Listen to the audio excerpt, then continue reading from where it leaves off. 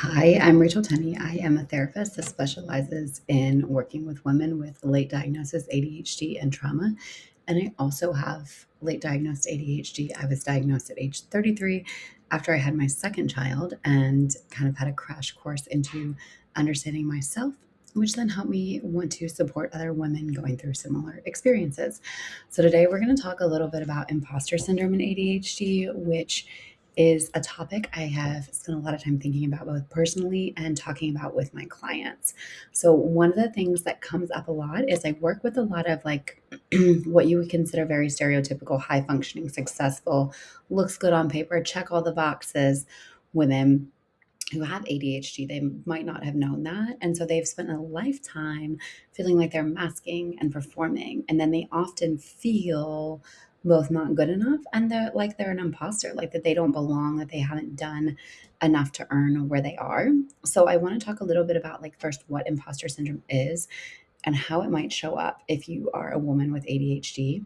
So imposter syndrome is just the belief that your success isn't earned, meaning what you do is maybe attributed to luck or just, hey, things worked out for me, not often feeling like you deserve to be there. There's also this persistent fear of being found out, that people are going to figure out I'm not smart as I think I am, or they think I am. I'm not as like well experienced as they think I am. I am just not going to meet the expectations. In fact, I am going to disappoint people.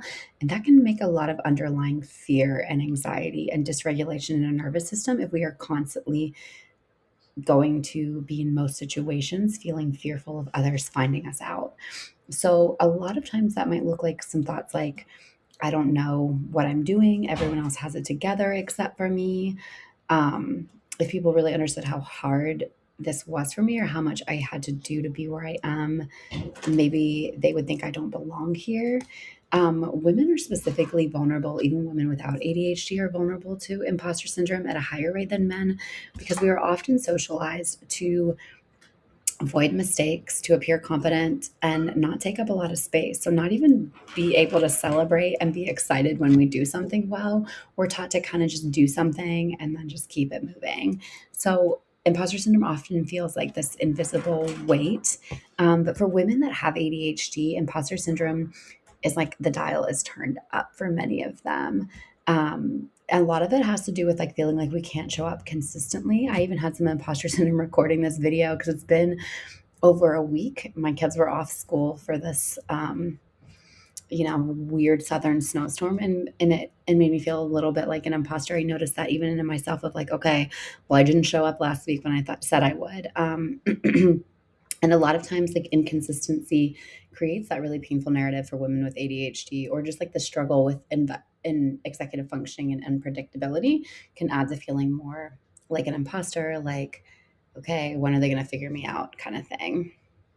Um, so even if you have showed up, you've done all the things, you've checked the boxes for women that are in the corporate world, it can look like being at the top of your field and still feeling like, wait, how did I get there? I don't feel like I belong here because I might be 30, 40, 50 plus on the outside, but on the inside, I feel like kind of like that scared little girl that didn't think she was going to be able to do things. And some of that is like from feedback we receive from like adults, from teachers, from others when we were growing up about how they perceived us.